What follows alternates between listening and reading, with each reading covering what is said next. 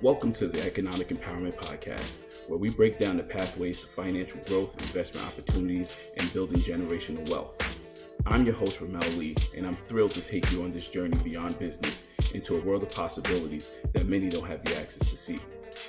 Each episode, we deep dive into topics like alternative investments, real estate, hotel ownership, and much more, bringing you expert insights, inspirational stories, and actionable advice to help you take control of your financial future. Whether you're an experienced investor or just starting to explore new opportunities, this podcast is here to empower you with knowledge and tools to make informed decisions. But before we get started, I want to remind you, this podcast is for informational purposes only. The content discussed here is not financial advice. Every investment decision carries risk, and it's crucial to do your own research and consult with your personal financial advisor before taking action. Now, let's dive in and explore the exciting world of economic empowerment.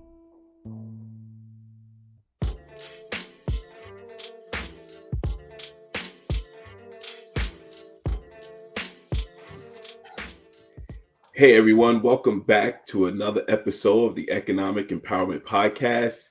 It's me, your host, Ramel Lee, and we have a very, very special treat today. We have what I deem the number one hotel broker in the country, right? Mr. Omari Head, the hip hop hotel broker. Mr. Omari, would you mind telling the people a little about yourself? Absolutely. First and foremost, thank you so much for the platform, Ramel. I appreciate what you're doing as well while you're on your journey and sharing people the blueprint as you're picking it up, man. That's a crucial piece of bringing folks along. So slight correction, you said top hotel broker in the country. I'm going to say the world. The world, Craig. I love it. I love it. So pleasure to connect with all you all. My name is Omari Head. I'm a director with Paramount Lodging Advisors. So I do hotel brokerage and advisory. What does that mean? I help people acquire and dispose of hotel assets. So that means I've sold anywhere from limited service hotels to select service, full service hotels, all the way from Albuquerque to Albany, New York.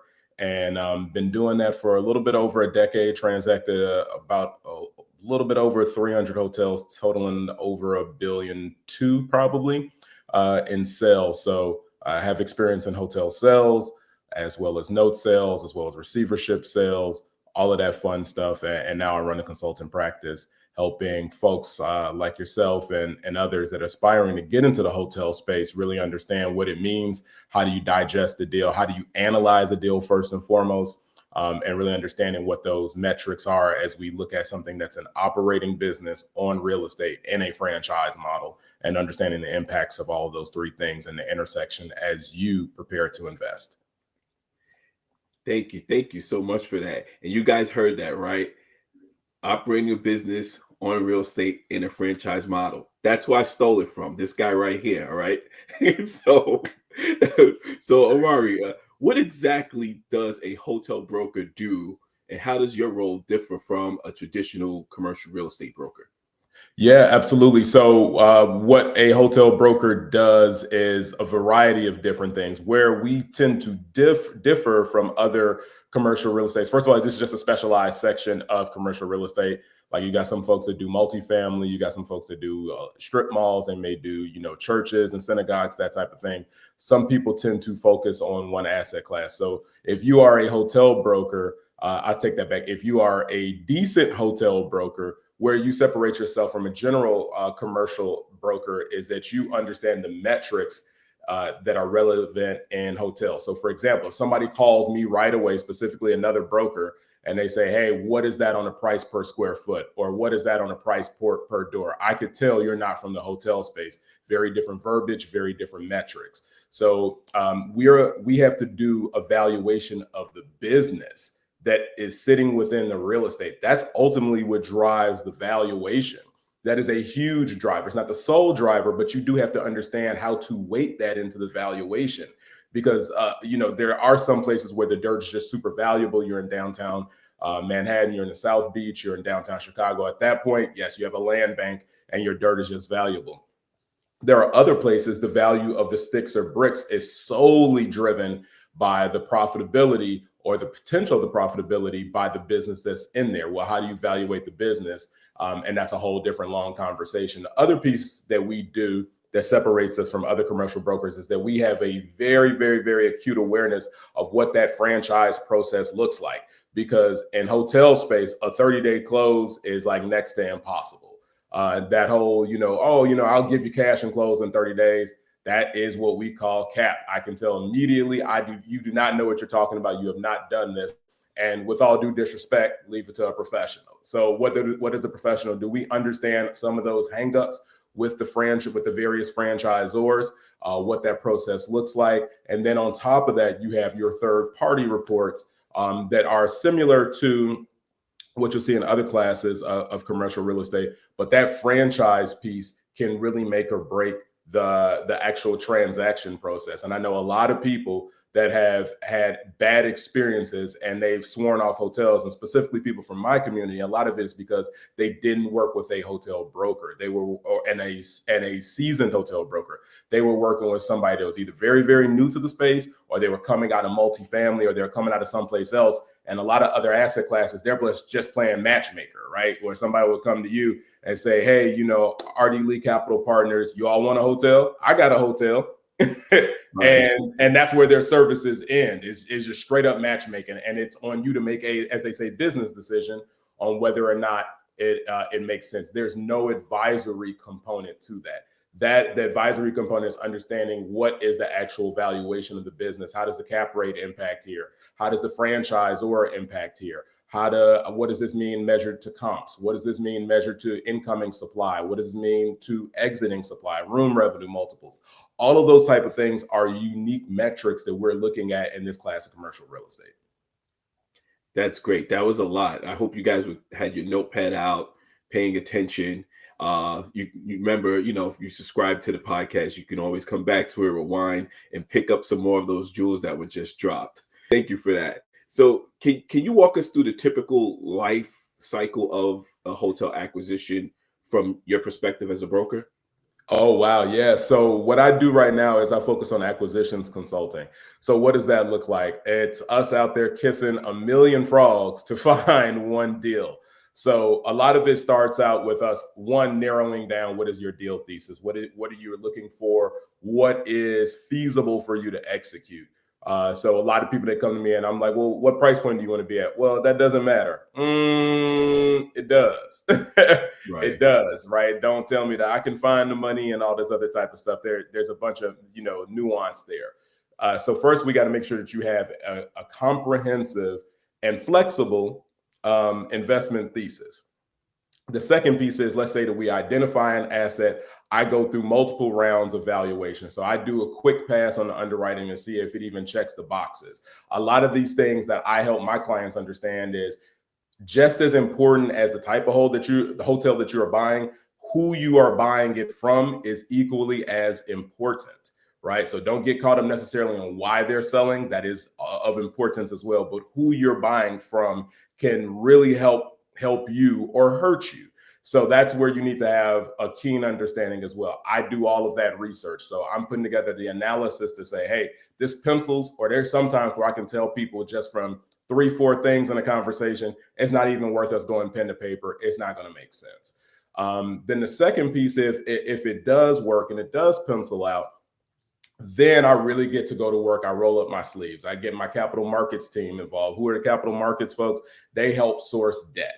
And you may say, hey, I've been flipping houses for 10 years. I have a bank that really, really wants to work with me and I have great relationships there. Go talk to them about hotels. Very different conversation. That lending bucket is completely different. One time I sold a hotel, funny enough, the one in Albuquerque.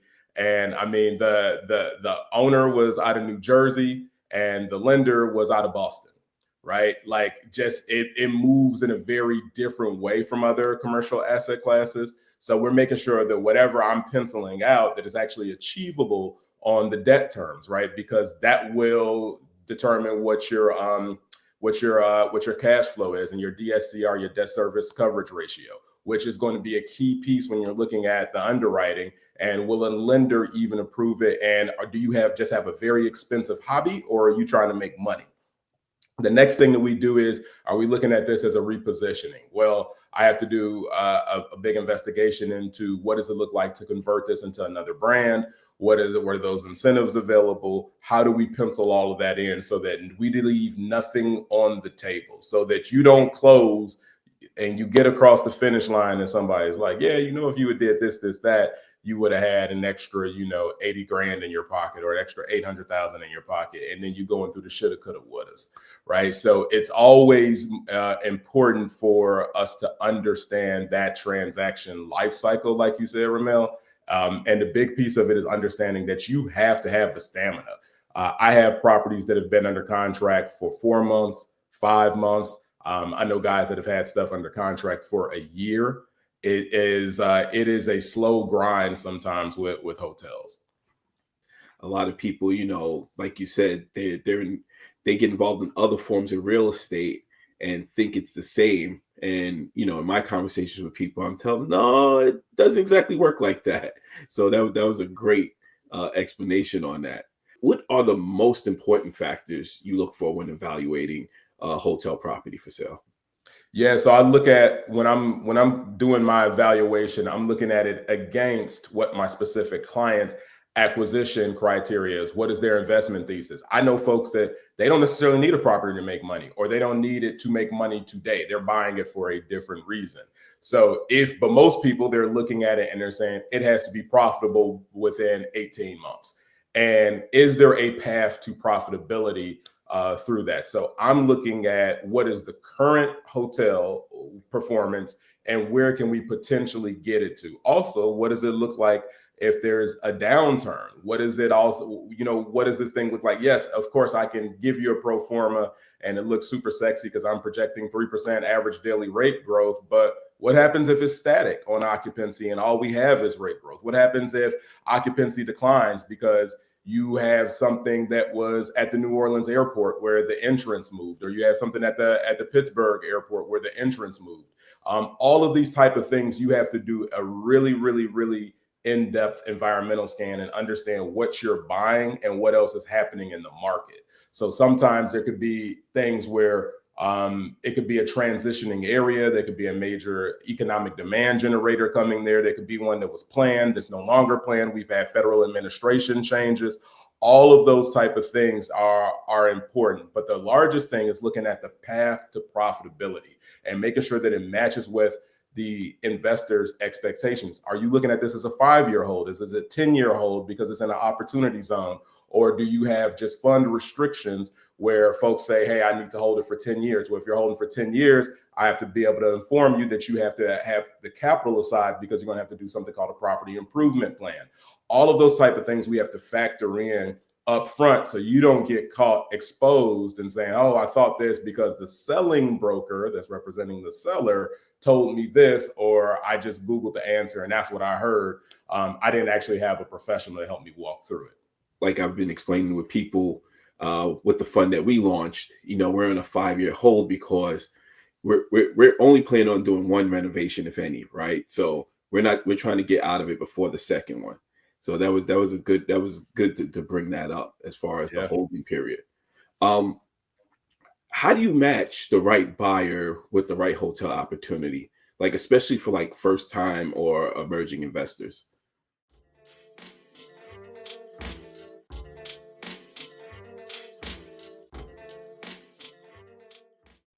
Have you ever stayed in a hotel and thought, what if I owned this? What if you could move from being a guest to being an owner? Hi, I'm Ramel Lee, managing partner of RDL Hotel Fund 1. We've created a unique opportunity for people like you to invest in hotel ownership, an asset class once reserved for the wealthy elite. Hotels, especially economy extended stay properties, are resilient and generate cash flow, even during economic downturns. With as little as $10,000, you can join our movement to democratize wealth and create opportunities for your future. This is your chance to build generational wealth. Don't just stay in hotels, own them. Visit us at www.rdleecp.com to learn more and take your first step today.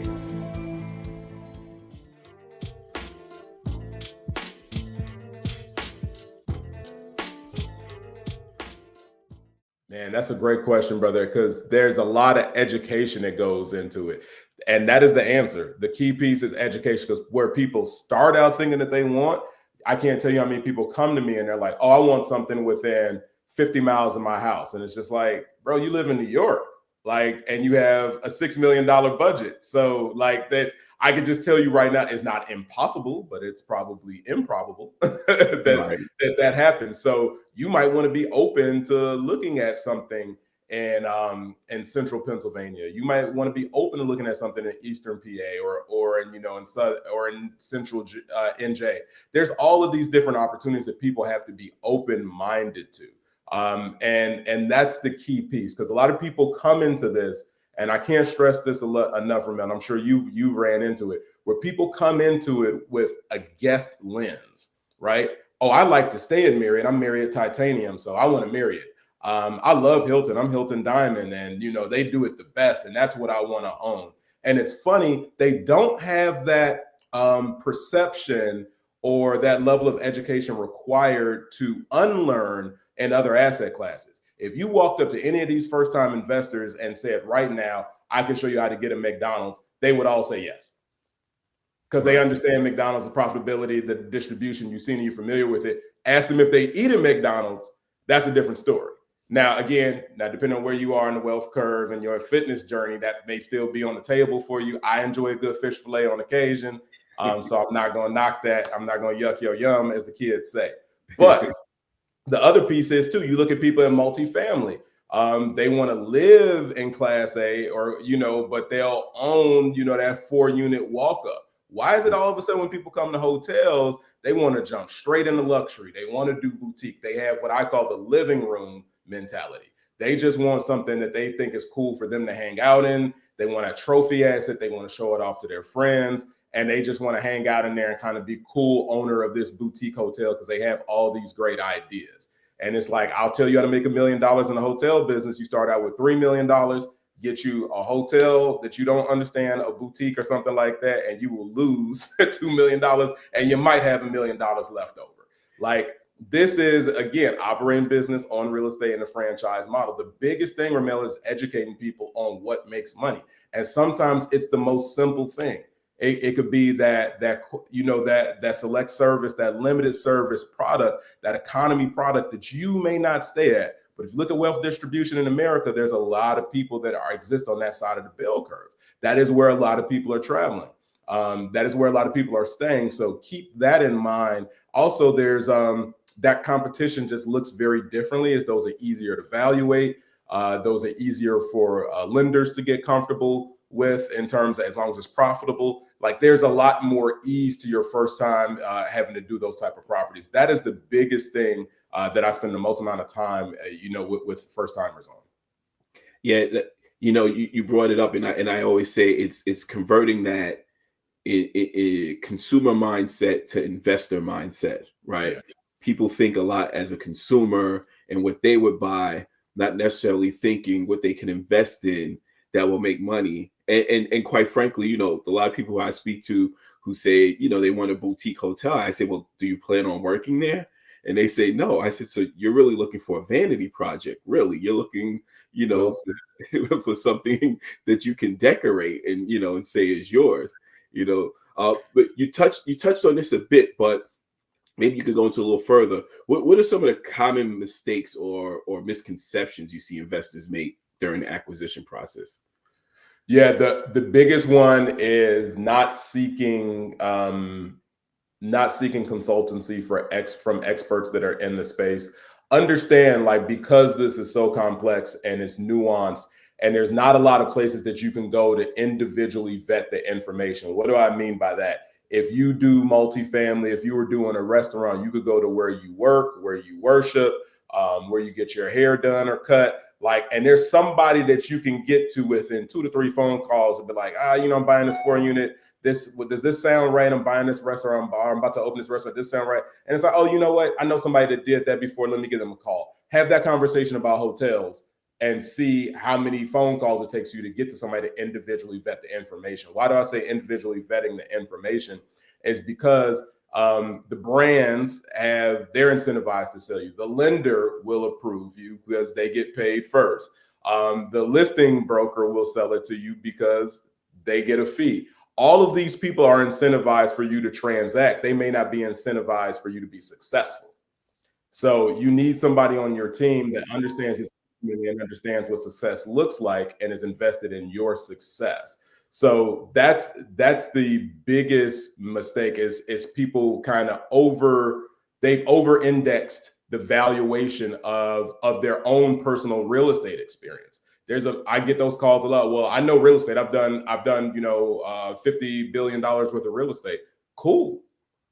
Like I'm not knocking that, but just like in medicine, there's really specific focuses, right? Like when you have an issue with your foot, you go to the podiatrist. You don't go to a dentist. Right. And so that's what people are doing out here. They're calling somebody for feedback, and they're getting the wrong person, and they don't understand all those things. I just went through that long diatribe about the franchise process. That is a big piece of it as well. Is taking time to really become a student of the industry. So what you're doing is Ramel, is building that context base, building the intellectual capital, right? Bringing people along with it, sharing the knowledge.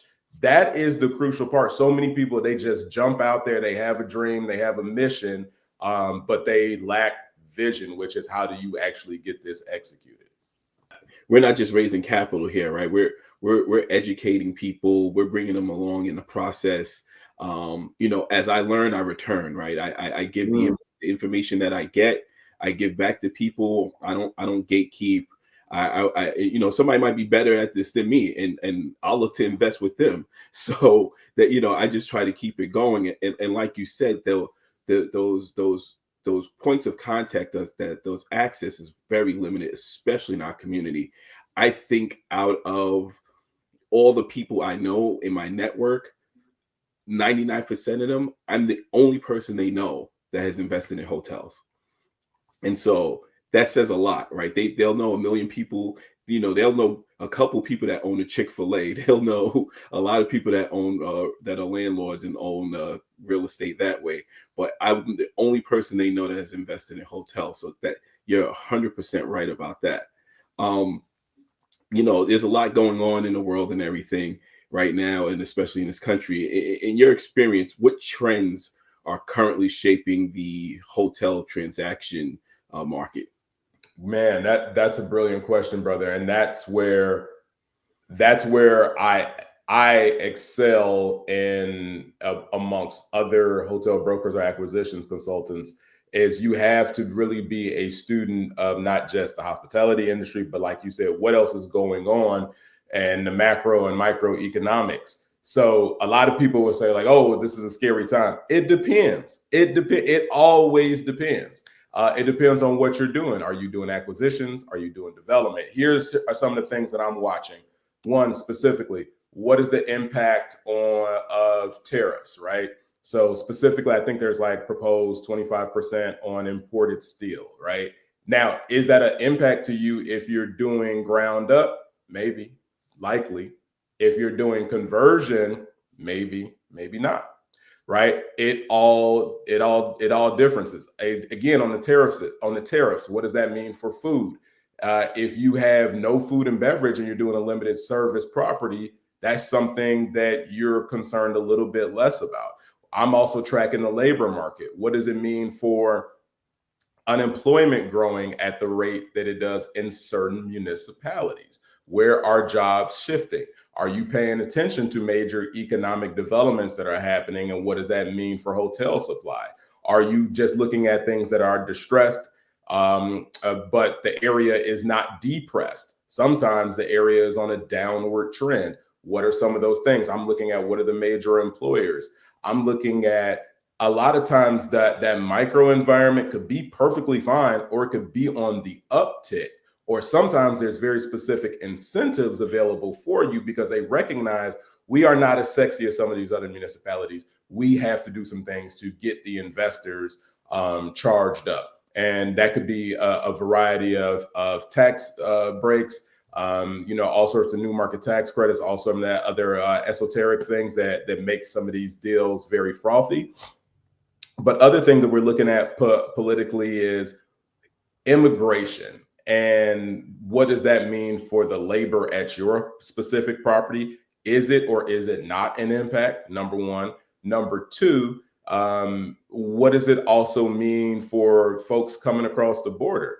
If you have a hotel close to the Canadian border and that's slowing down, that's a very different conversation in terms of you looking to buy a hotel there versus someplace else that's on the uptick because there's a major economic demand generator coming in. GE building a factory, Intel doing, their chip plant in Ohio. All of those things matter, and you have to look at it specifically hotel to hotel. So you'll hear people talk about, well, interest rates are high, and they're not wrong, across recent history, but does the deal pencil or no, right? There's still a number in which it makes sense. And if you can get it at that number, great. And if you can't, move on. And that's what I do, right? I say, well, this is the actual number. And that's what the disconnect is.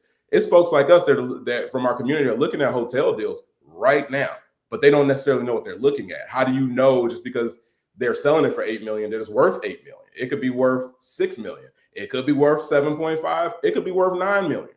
Sometimes people undervalue hotels because the ownership is just ready to get out and they may not understand some of the economic stuff, or they're not willing to invest and sit and wait for those things to happen. So while there's a lot of things going on in the larger, broader environment as it relates to US, I'm still very long on this sector. I think that it's the perfect time for you to start your journey. I think that as long as it's the right deal and the right opportunity, it still makes sense for you to invest. Thank you, because that's been the number one question and concern for a lot of people is, with everything going on, is this the right time? And I'm someone that I like the Warren Buffett school of investing that says when people are fearful, you be courageous. And so I've been seeing a lot of good stuff out there that I'm looking at. And then also keep in mind too, just in the White House right now, there is somebody that's hotel affiliated. Right. That was a big thing. Election night, someone asked me and I said, well, I mean, that's where he made his money. And if you think he's self-interested, then, get interested in the same things. 100%. Well said. Get in where you fit in, as the old folks have said. So this is a perfect time for you to fit in. At the end of the day, it can still make sense. And the thing that makes me most passionate about it, and you've heard me talk about this, Ramel, is that it creates jobs. And we're talking about, 1 in 25 jobs is supported by the lodging industry in the US. That is a very, very real thing. And the fact that somebody like me, somebody like you, somebody from a similar community can have influence over jobs in a time like this, I mean, there's no greater reward, right? Like, we can sit here, we can shut this podcast off and we can create an app and flip it. And we did great things for our personal economies. Like, our kids are going to be straight. But what does it look like? And that's the difference between generational wealth and generational change, right? You have the opportunity to promote generational change through something like this that creates jobs. Absolutely. I've said in discussions, you can buy a hotel and set your family up forever, right? No matter what job someone has an interest in, they could find it in that hotel building. I don't care if they're interested in finance, law, engineering, design, customer service. There's a job for them at that hotel, and that hotel can support. Just closing it out, for someone who's listening and considering getting into hotel ownership, what's the best way for them to start building a relationship with a hotel broker like yourself? Sure. The first thing, as I would say, is ask if the hotel broker is comfortable. Ask how they get compensated on doing buyer representation. That's a lot longer kind of conversation that you and I have had, and I've had with some other folks, but ask how they get compensated. The second thing is Ask them if they know how to assign a valuation and or underwrite a deal. There's some hotel brokers that may not have that experience, right? They just do. And it took me a long time to learn it. I was not a spreadsheet jockey. I was not a mathlete when I started, right? My background is hotel operations. So it took me a while to develop that skill set, but I understand it at a very granular level because I've been a housekeeping manager. I've been a front office manager. I've been an AGM of a seafood restaurant in a hotel. I've managed, 2,000 key properties. I've been in gaming hotels. Like I've seen a lot of it. So having that level of experience, so really get to understand what their experience is specific to hotels. Ask them how comfortable they are working with first-time buyers. That is a very different process. That's somebody that has to be comfortable with being patient, with business development. And it's not a sale, it is a business development, because this person may be working, you may be working with this hotel broker for 1 year, 2 year, before you transact, right? Hopefully it's not that long, but again, these deals have very, very long life cycles. And the final thing is values. Ask them, see if there's value alignment. A lot of folks, again, this is part of this is investment. It is investment sales. So just be cautious in terms of what they have to gain and how they have to gain it, and understand what their skill sets are. And does it align with what your values are? If you're community oriented, if you have 25 partners, 40 partners, all of those things, like just being honest about that and see if they're okay with it. Some of these cats will rock with you. Some of them will not. Some of them will say that they will. And then 90 days later, like they're just slow to return your calls. So what does it look like to keep these folks engaged? The specific answer is working with me is that we have multiple conversations about that up front, right? You get to, kind of see how I move. I always encourage people to check my reputation in the industry, check it in the community. Look at the track record, look at what I've done, look at what I'm focused on, look at what the issues that I've spoken out on, look at the lens that I'm looking at the hotel investment through. Because my concern at the end of the day is always going to be the buyer, right? If I'm doing acquisitions consulting, is do you make money? Right? If that's what you told me is important to you, all these other things are important. We can have the generational wealth conversation. I know you want to get your son or daughter on, all these type of people. You got a cousin you trying to plug into the business, but doesn't make money, doesn't make sense. And is this the trigger that we should be pulling at this moment, at this target? So all of those things are going to be important as folks start their journey. And then also just be available to learn, be available to pivot, and be open-minded. Thank you so much for that. So, and get in touch with you, how can they do so? Yeah, absolutely. The best way is folks can reach me on LinkedIn. So you can find me. The first name is Omari, Omari. Last name is Head, Head. Feel free to shoot me a message there. Shoot me a message on LinkedIn. On Instagram as well. That one, I don't check the DMs as much, but please do. And like Ramel said at the beginning, it's Hip Hop Hotel Broker. So definitely tap in. I'm always doing kind of free information on Sundays, just giving you a quick update of what's happening in the industry, some news that you can use that is of great value. And of course, you can shoot me an email, and that is ohead, Head, at ParamountLodging.com. So that's ohead at ParamountLodging.com. And of course, you'll likely see me in these industry streets. I'm moving around. Ramel and I keep bumping into each other at conferences. If I'm in this city, I call them and we pull up. So a lot of it is me at conferences. A lot of it is me sometimes just randomly in your city. So you would be surprised some of the places that I'm at. So just tap in with me, and we may be able to meet in person. Great. And like I always say, everyone, here, our mission, is to learn, earn, and then return. And if you're interested in learning a little more about the hotel space, scan this QR code, and it'll take you to the link to our free hotel investment guide, and you can learn more about the hotel space.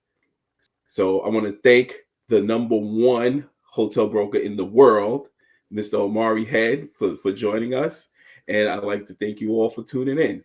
Make sure you like this episode, subscribe, and share with your friends. All right, everyone, take care. Peace.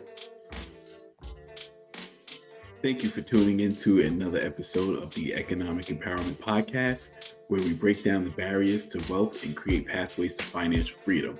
I hope today's conversation gave you valuable insights and inspired you to take action on your journey toward economic empowerment. If you enjoyed this episode, don't forget to subscribe, rate, and leave a review. It helps us reach more people who are ready to transform their financial future. For more resources, updates, and investment opportunities, visit rdleecp.com or follow us on Economic Empowerment Pod on all social platforms. Until next time, remember, wealth isn't just built, it's learned, earned, and shared. Stay empowered.